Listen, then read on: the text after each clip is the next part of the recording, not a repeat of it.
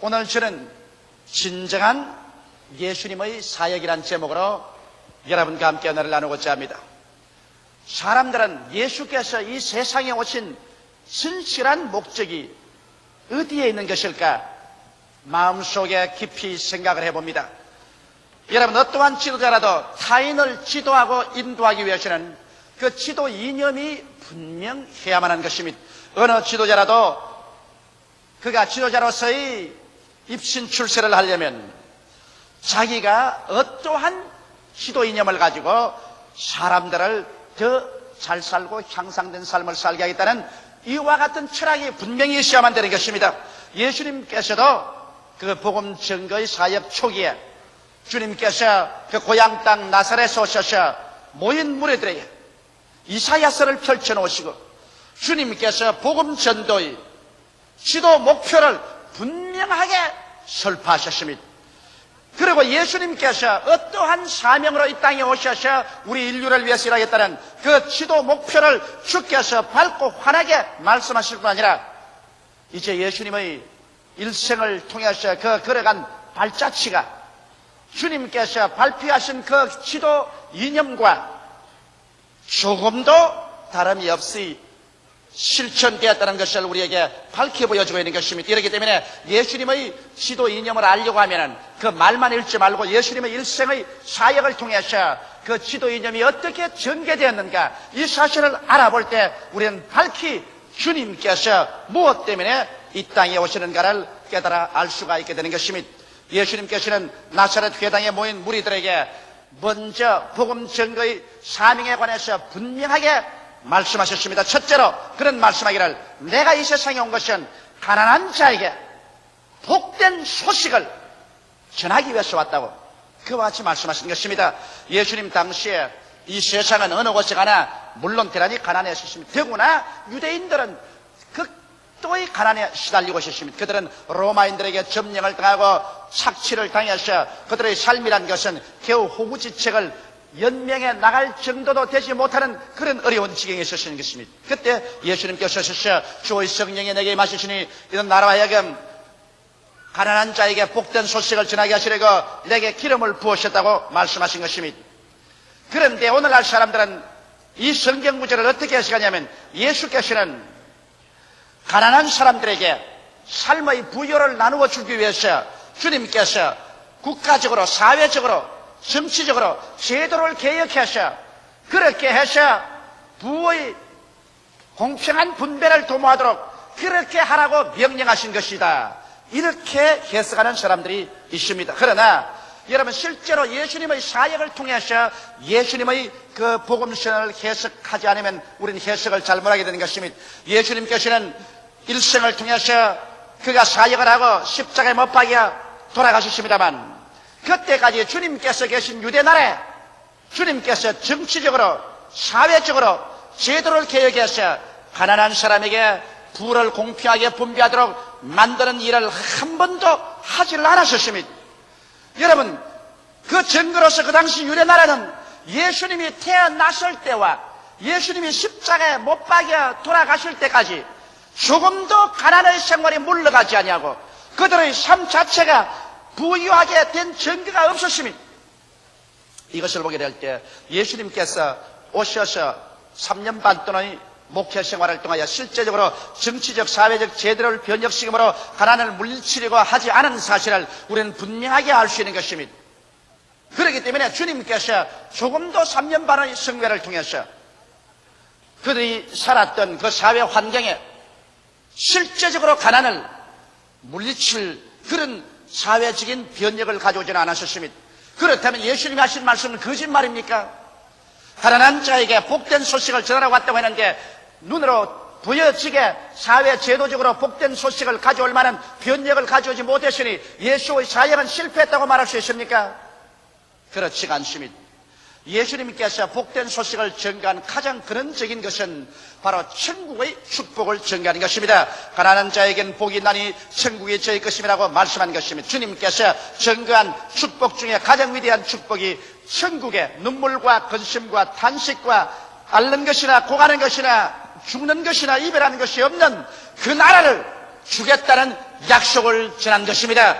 오늘 세상에서 배부르고 세상에서 부귀와 영화를 누리는 사람들은 천국을 원하지 않습니다. 여기가 좋사오니 여기에서 영원히 살겠습니다는 이런 마음의 자세지, 내일에 대한 어떠한 간절한 바람이 없습니다. 현재 웃고 현재 배부르고 현재 만족하고 있기 때문에 미래에 대한 그러한 기대와 요청이 없는 것입니다. 그러나 현재 배고프고 현재 울고 현재 가난한 사람에게는 현재 안주할 것이 없고 만족하지 않기 때문에 미래에 대한 기대가 간절히 가슴 속에 꽉 들어쳐야 되는 것입니다. 이렇기 때문에 예수님께서 이 가난한 자들에게 장차 주님이 다가올 천국에 대한 설교를 할 때 이 사람들은 기쁘게 마음 문을 열어놓고 이 복음을 받아들인 것입니다. 이렇기 때문에 주님께서 장차 오실 세계는 이 세상에서 마음이 가난한 자, 육신이 가난한 자, 생활이 가난한 자, 환경이 가난해서 갈급하게 무엇으로 더 나은 세계를 찾고 있는 그런 사람들에게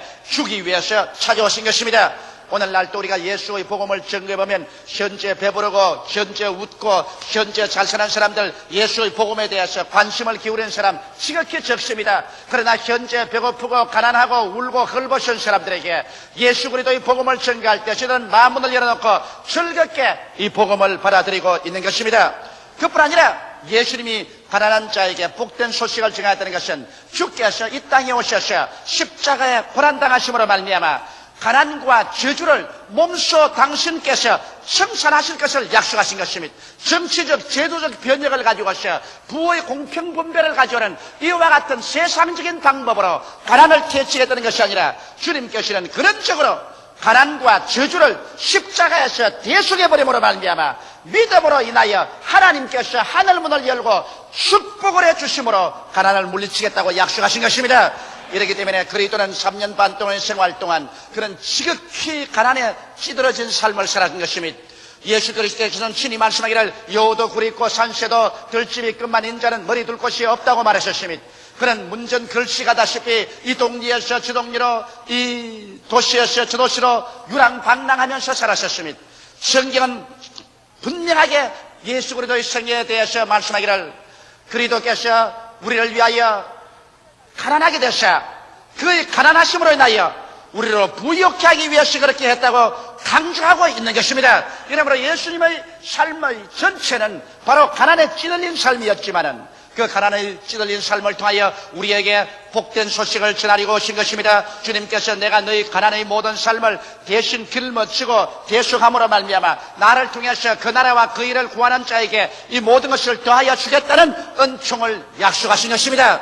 그뿐 아니라 여러분이 너무나 잘 아시피 십자가에 못 박여서 우리를 위하여 저주를 받아서 율법의 저주에서 우리를 속량하심으로 말미암아 예수 안에서 아브라함의 복이 우리에게 임하게 하는 이와 같은 역사를 주님께서 베푸신 것을 우리는 잘 알고 있는 것입니다. 이것이 바로 예수님께서 가난한 자에게 전달하신 복된 소식인 것입니다.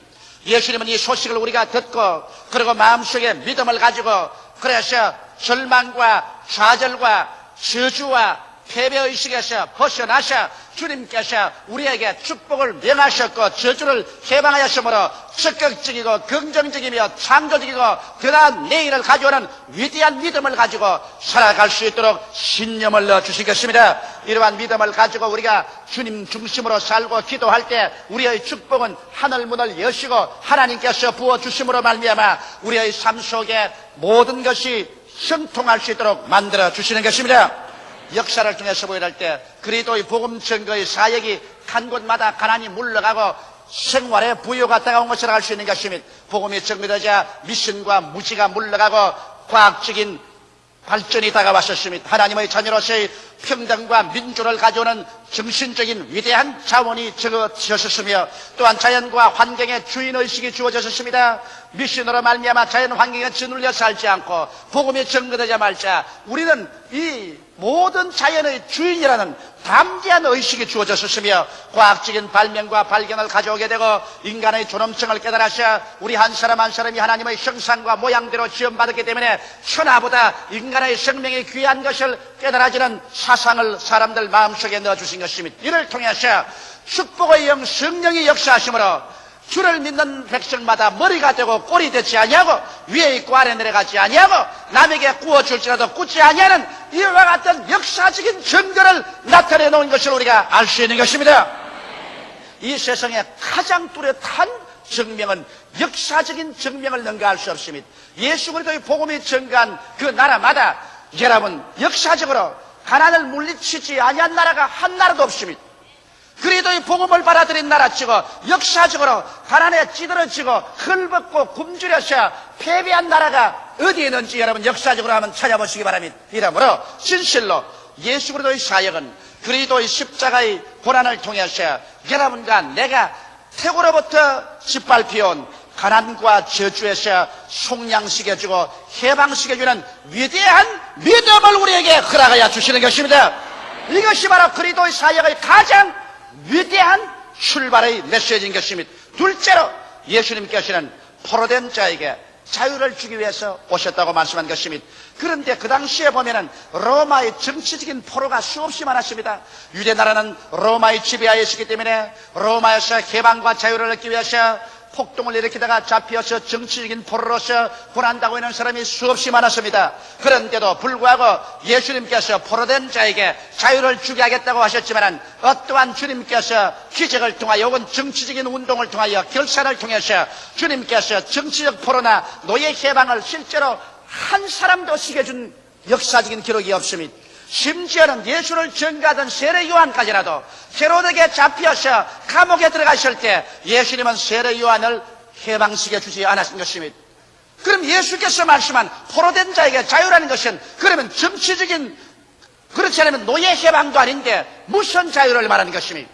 예수께서 말씀한 자유라는 것은 여러분 영적인 정신적인 차원에서의 자유를 주님께서 전파해 주신 것입니다. 예수님께서는 포로된 자에게 자유를 전하였다고 말씀했는데 그리스도의 행적을 통해서 보게 될 때 정치적 포로나 노예 해방은 안 시켰을지라도 주님은 가는 곳마다 마귀에게 포로된 자를 놓아준 사실을 우리는 알 수 있는 것입니다. 주님은 처처에 마귀에게 포로된 자를 놓아주신 것입니다. 그라사인 지방에서 군대 마이가 잡혀서 온 처자를 다 버리고 공동묘지에 가서 돌로서 자기 몸을 치고 찢으며 주야로 고함치고 있는 사람, 이 사람을 주님께서는 예수 그리스도께서 친히 오셔서 놓아주셔서 정결한 사람으로 만들어주시고 부모 처자 있는 곳으로 돌아가게 만들어준 것입니다. 오늘날도 주님께서는 포로된 자에게 자유를 주시기 위해서 원수 마귀에게 잡혀서 포로되어 고생하는 사람들을 놓아주시는 역사를 베풀고 계시는 것입니다. 주님은 또한 죄악에서 해방시키는 일을 하셨습니다. 사람들마다 이 세상에서 하나님을 대하여 사회를 대하여 자기 양심에 죄를 짓고 죄악으로 묶여서 고민하는 사람이 얼마나 많습니까? 누가 인간의 이 죄악의 정죄의식에서 놓아줄 수 있겠습니까? 여기에서 노염받지 못하고 고민하고 있는 사람들, 인간의 의로운 행위나 적선으로서 죄에서 놓여날 도리가 없는 것입니다. 여기에 예수님께서 죄 없는 자로서 오셔서 온 인류의 죄를 과거와 현재와 미래의 것을 모두 다 한 몸에 걸머주시고 십자가에 올라가셔서 당신께서 친히 이것을 담당하고 하나님 앞에서 깡그리 청산해버림으로 말미암아 이제 누구든지 죄를 믿으면 남녀, 노유, 빈부, 귀천할 것 없이 죄악에서 해방을 얻을 수가 있다. 이래서 진실로 예수 앞에 나와서 회개하는 자마다 죄에서 해방을 얻는 이와 같은 해방을 허락해 주신 것입니다. 뿐만 아니라 주님께서는 절망에 처한 자에게 해방을 주신 것입니다. 이 세상에 살면서 우리는 수없이 많은 경우에서 절망합니다. 우리의 삶에서 절망하여 살 길이 아득할 때 주님께서 오셔서 우리에게 영원한 소망과 함께 이 땅에서 하나님을 사랑하는 자, 곧 그 뜻대로 부르심을 입은 자들에게는 모든 것이 합력하여 선을 이루는 그 위대한 진리를 깨닫게 하시고 기도하게 해주심으로 말미암아 절망의 포로에서 해방 얻게 해주시는 역사를 하는 것입니다. 예수님께서 포로된 자에게 자유를 주겠다는 것은 진실로 우리의 영적인 세계 또 우리의 정신적인 세계 속에서 참된 자아가 마귀와 죄악과 절망에서 해방을 얻어 참 삶을 얻게 하는 여기에 주님께서 주안점을 주시고 역사하여 주신 것입니다. 셋째로 주님께서는 눈먼 자에게 다시 보게 함을 전하기 위해서 왔다고 말한 것입니다. 주님의 사역 가운데 보면은 실제로 눈먼 자를 고치신 일이 많습니다. 제가 오랄 로버트 목사님 그 대학에 가서 오랄 로버트 목사님과 같이 앉아서 오랜 시간 같이 이야기를 했었습니다. 근데 오랄 로버트 목사님이 당신의 눈을 이렇게 가르치면서 조 목사님 내 눈 안 보라고. 내 이 왼눈이 실명을 해버리고 말이야. 세계적인 신유의 종인데도 불구하고 눈이 실명을 했다. 그래서 이 눈이 안 보여서 하나님께 눈을 고쳐달라고 기도하니까 환상 가운데 눈이 크게 나타나고 눈 구조를 완전히 보여주시더랍니다. 금사는 말씀이 이 눈이란 것은 이 세상의 유기물질, 무기물질들이 합쳐서 이렇게 섬세하게 눈이 이루어졌다. 그러므로 내가 성령의 능력과 기적으로도 눈을 고칠 수 있지만은 또 나의 종들의 손을 통해서 이술을 통해서도 눈을 고칠 수가 있다. 그러므로 너는 요번에 병원에 가서 이술로서 눈을 고쳐라. 그렇게 말씀하더랍니다. 그래서 그는 하나님께 기도하고 그리고 성령의 도우심을 받아 병원에 가서 이술로서 눈 수술을 받고 그 다음 하나님께 기도하고 성령의 은총을 받아서 눈을 완전히 회복했다고 그렇게 제게 간증하는 것을 들었었습니다. 그런데 하나님께서는 오늘날 이술을 통해서도 눈을 고치거니와 또 순수한 성령의 능력으로 눈을 고치기도 합니다. 이번 이스라엘에 여행을 간 여행단 중에 한 사람의 이야기를 들었습니다. 이스라엘로 여행을 가기 전에는 눈이 안 보였는데 그의 소원이 실로암에 가서 꼭 눈을 씻고 난 다음에 병이 나을 것을 믿고서 장님인데 따라갔었습니다. 그래서 그 관광단에서 실로암에 갔을 때 그 손을 잡고 가서 실로암의 물에 눈을 씻고 난 다음에 진짜로 눈이 떠버리고 말았었어요. 그래서 그 눈 뜬 사람의 간증을 듣고 내가 아주 감격을 느낀 적이 있습니다. 주님께서는 실제로 수많은 사람들의 눈을 뜨게 해주신 것입니다. 그러나 육신적인 눈을 뜨게 한 것은 그렇게 많지는 않지만은 죽게 나오는 사람에게 무엇보다도 주님은 영적인 눈을 뜨게 해주신 것입니다. 육신의 눈은 떠도 70년, 80년이면 이 세상을 사라지지만은 여러분 영적인 눈을 뜨지 못한 사람은 이 세상의 부귀영화 공명을 다 누렸다 하더라도 사람이 살면 70이요 강결하면 80이 되어 이 세상 삶이 종교에 취하게 될 때 그런 영원한 지옥으로 버림을 당하고 마는 것입니다. 피할 수 없는 운명입니다. 사람이 한 번 나서 죽는 것은 정한이지요. 죽고 난 다음에는 심판이 있습니다. 누가 우리의 어두운 눈을 떠서 어디서 와서 무엇 때문에 삶이 어디로 가는 것을 보게 해줄까요? 예수께 나오지 않고는 영의 눈을 뜰 수가 없습니다. 예수께 나올 때 주님께서 신이 우리 영의 어두운 눈을 떠주셔서 영생을 넣어주시고 그래서 우리 위해서 예비한 새하늘과 새 땅과 새 예루살렘을 보게 하시고 영생을 바라보게 하시는 것입니다. 바로 눈먼 자에게 다시 보게 하는 주님의 역사는 오늘날 글자를 못 읽는 사람에게 글을 가르쳐서 문명의 눈을 떠주게 하는 이런 역사가 아니라 실제로 기적으로 장님의 눈을 뜨기도 하고 영적인 눈을 떠서 영원한 세계를 보고 구원받게 해주시는 것입니다.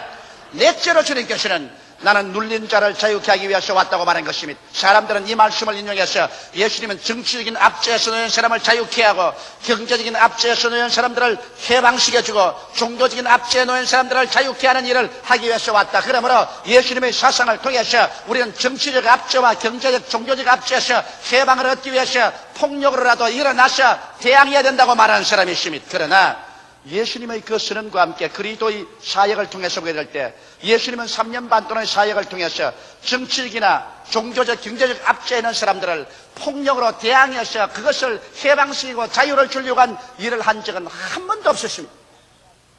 예수님은 그 로마의 정치적 압제하에서 경제적인 압제하에 살면서도 그리스도께서 눌린 자를 자유케 한 것은 가는 곳마다 영적으로 마귀에게 눌린 자를 자유케 했지 실제로 주님께서 군대를 동원해서 혹은 민족적인 그 이식을 고양시켜서 데모를 일으켜서 로마의 정치적 압제와 경제적인 압제에서 해방시키려는 정치적인 운동이나 기구를 조성하지는 않았었습니다. 사도행전 10장 38절에 보면 하나님이 나사렛 예수에게 성령과 능력을 기름 붓더라 하였으며 저가 두루 다니시며 착한 일을 행하시고 마귀에게 눌린 모든 자를 고치셨다고 말하고 있는 것입니다. 저는 이번에 뉴올리언스에서 아주 놀라운 체험을 했습니다. 그 뉴올리언스에서 교역자들의 교회 성장에 대한 강의를 하고 제가 루이빌 켄타키에서 복음을 전가하고 그 다음에는 탈사 오클라호마로 와 있는데 탈사 오클라호마에서 저녁에 그곳에 복음 말씀을 전가하고 난 다음에 나오려고 했습니다. 굉장히 몸이 지쳤습니다. 왜냐하면 토요일 날 비행기 타고 루이빌에 와가지고서 미국 사람 교역자 600명에게 2시간 강의하고 또 한국 교회에 1시간 강의하고 주일날 아침 2부 예배를 또 강의를 하고 난 다음 그곳에서 내주는 자가용 비행기를 타고 2시간을 날라서 탈사 오클라호마에 와서 지역 예배 또 2,000여 명의 성도에게 설교를 했습니다. 그러니 몸이 가눌 것 없이 지쳐 있어서 아무에게도 안수를 안 해주겠다고 하고서 제가 목사님 사무실에 숨어 있다가 나오려고 하는데 한국 교포 2사람이 시카고에서 날라와서 그 목사님 사무실 앞에 서서 딱진을 치고 있어요. 그 나오자마자 잡혔습니다. 그 왜 그러냐니까 한 사람은 폐암으로 죽어가고 다른 한 사람은 위암에다가 자궁암으로 죽어간다나요. 그런 남자와 여자가 와서 기다리고 있어요. 왜 왔냐고 물으니까 자기들은 제가 미국에 오는 것을 전혀 몰랐는데 꿈에 하나님께서 뭐라고 말씀하냐면 조용기 목사가 루이지니아의 뉴올리언스에 교역자 수양회에 올 테니까 그 가는 길을 찾아가서 만나서 안수를 받으라 그러더랍니다. 예. 그래서 이분이 전화를 걸어서 온 전체 수소문을 해서 나의 발걸음을 추적해 와서 그래서 나중에는 탈사 오클라호마에까지 추적이 되어서 거리로 비행기를 타고 왔을 것입니다. 그래서 살려달라고 사정을 하면 할 수 없이 지치지만은 그분을 데리고 간절히 기도를 해 주었습니다.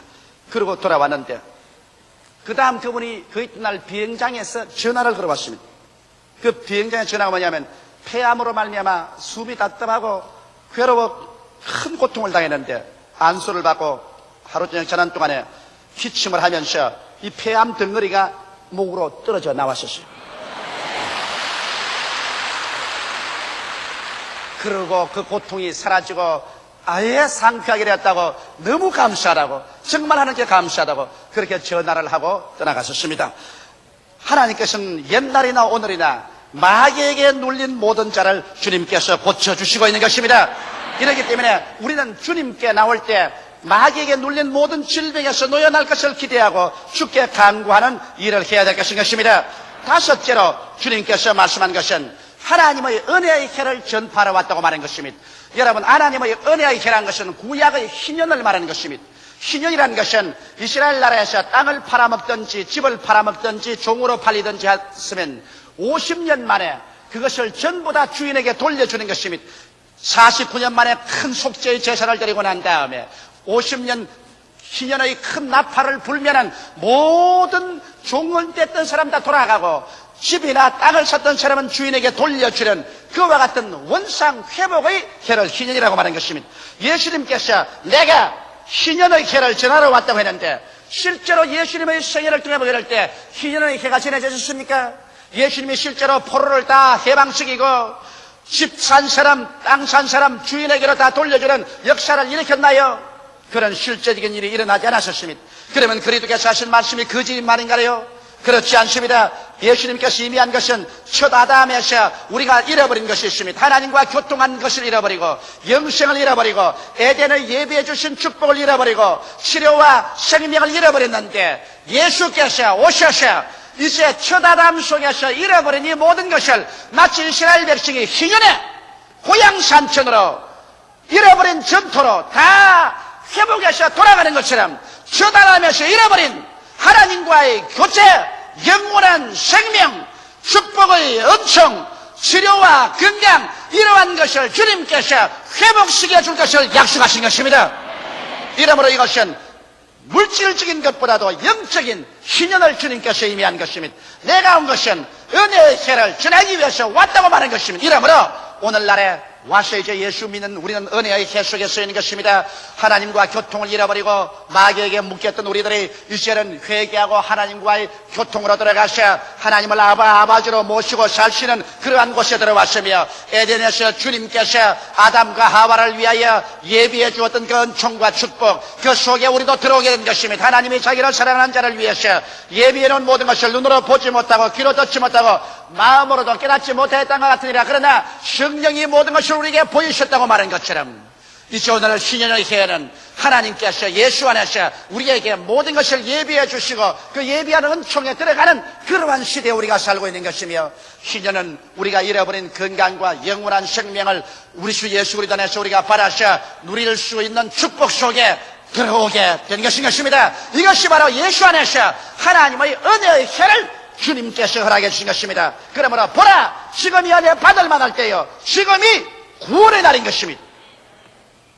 예수님의 복음 선포는 인간적이 아닌 성령의 능력 안에서 이루어지는 것이고, 집단적이고 사회적이며 국가적인 것이 아닌 개인적인 체험 안에서 이루어지는 것입니다.